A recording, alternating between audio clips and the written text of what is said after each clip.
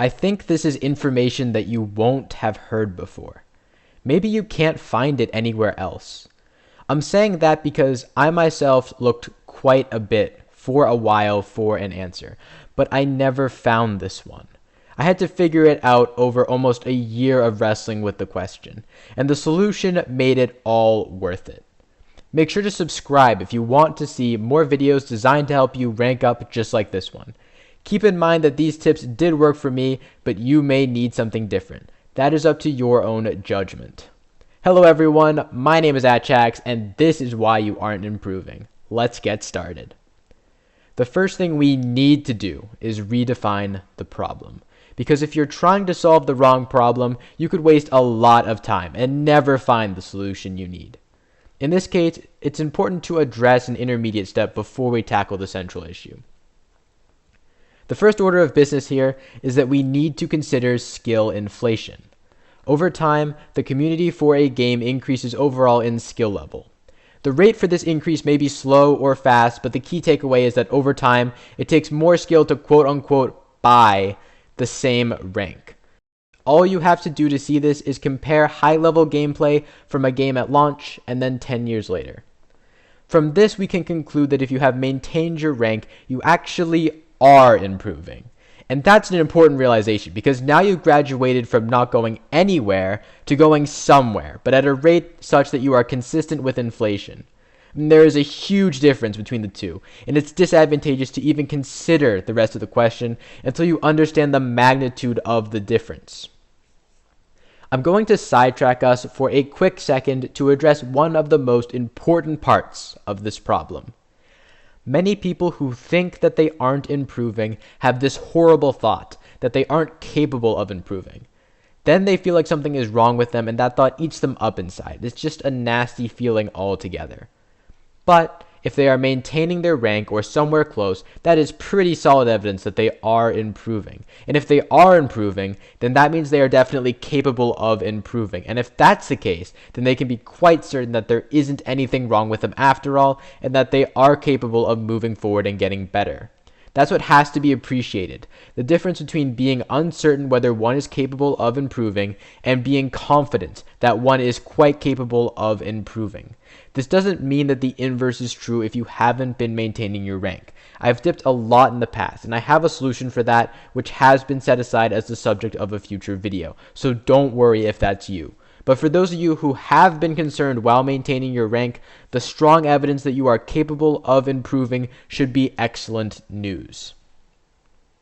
So then let's tweak the problem a little bit to say that you feel like you aren't improving. It feels like you've hit a brick wall and you can't move forward.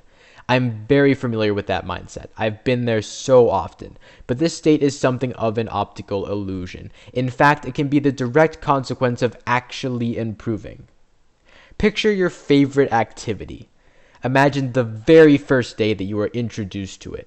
You didn't know anything about it. Details were confusing. You didn't understand a lot of vocabulary. And behind all of it, as you might realize a year later, are the cascading tons of things that you weren't aware you didn't know. If you've been doing this activity for a long time, I want you to take a step back and compare that day one to right now, some number of years later. The difference in knowledge from nothing to today is going to be massive, even if it doesn't fit your definition of good for that activity. What you considered good on day one has evolved considerably into what you consider good today. You've developed an appreciation for the difficulty of different skills over time, and as a result, have been better able to distinguish the difference between difficulty of skills and relative prowess in each. And this is the key.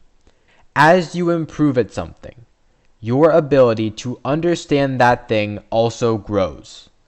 As a consequence, mistakes that you had never noticed start to become really obvious. This is a continuous cycle such that it always feels like you have a ton of glaring mistakes. But in reality, the severity of mistakes is decreasing over time and you are getting better. It just doesn't feel like that because the overall number of mistakes is not changing dramatically, because the domain in which you can see mistakes is magnifying such that the overall number remains constant. I'm going to rephrase that in case it is confusing. Basically, individuals have tons of mistakes. There are mistakes that someone already knows about and has likely fixed, mistakes that are current issues, and mistakes that they do not know about. As a person improves, the mistakes that they already know about category increases as mistakes transition from current issues to already known. As a person improves, the mistakes that they didn't know about become noticeable as current issues, although they were always present. Through this transition, the number of mistakes that are current issues remains largely the same. This causes someone to feel like they aren't improving, even though this shift in current issues is actually one of the most definite signs that someone is improving. Essentially, you might feel like you aren't improving, but if this pattern matches what you're going through, you're probably actually improving, even if it doesn't feel like that right now. That's the solution that made all the time and energy I put into it worth it. Well, not really, because after tons of active searching, it fell into my lap completely by accident. Over quarantine, most sports were canceled. I couldn't play mine in person, so I got to work doing solo drills like I had never done before. Footwork, ladder, and everything. I got lost in my daily routine. But I felt like I wasn't improving that much.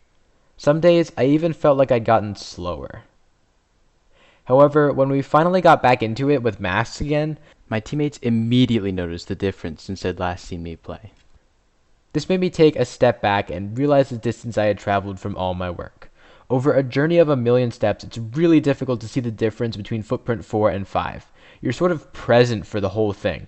So you might end up comparing footprint 5,000 to 5,001 and 5,001 to 5,002 and so on. It takes that step back or that outside perspective to really appreciate progress. This is extremely important to understand because people who think that they aren't improving may move away from an approach that was actually very successful or give up on an activity that they had amazing potential in. On top of this, understanding the process will likely stop someone from unnecessarily feeling bad about themselves or feeling like they are wasting their time. If you are interested in learning how to improve more quickly or still feel like you aren't improving, this next section will interest you. Let's take a look at some concrete ways to improve. The collector approach is one of the most effective ways to ensure improvement. Sometimes getting better is just about acquiring lots of things, such as skills, methods, tricks, approaches, etc. Collecting is a search to accumulate lots of things. In Valorant, this is most easily done through lineups. Lineups have a far greater emphasis on minor muscle memory and game knowledge, and a minimal performance aspect. This essentially means that if you are determined to learn a lineup, you can. Learning one lineup every day means you must be improving. Yesterday you didn't know that lineup. Today you do. That's cut and dry improvement. While there are 15 or so solutions I could give, this is the one I choose to give frequently because it's so straightforward. One of the biggest parts of this problem is the uncertainty, and this solution deals with that issue nicely. Now, if you're thinking about wanting to improve at a faster rate than inflation, almost everyone wants to do that. The key for this is making changes. Too many people just play to play. In fact, this is so common that I suspect that might literally be the rate of inflation. Repetitions are good to improve the muscle memory that you already have, but queuing mindlessly into comp often isn't focused enough to improve even that by too much. If you want to make leaps and bounds, you typically have to change things to make them more effective and efficient. At some point, mechanics and tactics that once carried you forward will hold you back as you improve and outgrow them. Many people are like hermit crabs who are trying to squeeze into an old shell that they have long outgrown. It's comforting and familiar, but it's limiting further growth. Actively looking for new things to try out, as long as they aren't harmful for like your wrist or something, can be the fastest way to improve. This might mean trying out a brand new angle in a familiar afterplant situation. Or maybe it means using the Phantom instead of the Vandal when you plan on playing close or expect to be smoked off. It's not like you want to double your sensitivity in the middle of the game just to see what happens. It's not about doing random things just because, but rather looking for opportunities to be more effective and efficient and actually capitalizing on them rather than doing the same old thing. The unrated mode can be a fantastic way to minimize the drawbacks of not knowing what you are doing while still giving you an awesome environment to improve and try new things in. To tie everything together, many players feel like they aren't improving and may unnecessarily read into a deeper problem that they are incapable of improving. However, due to skill inflation, if one holds one's rank, this is evidence that one is actually improving and is therefore also capable of improving.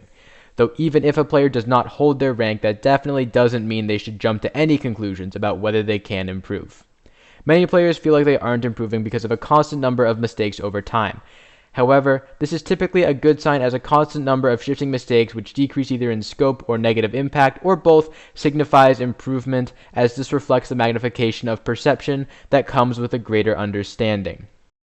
This is a difficult topic to talk about because I feel like there aren't words that mean the same thing as the concepts I'm trying to describe. If you have any clarifying questions, that's totally understandable. Feel free to leave one in the comment section down below. I hope you found some value in this video. Don't forget to subscribe. Best of luck and have a great day.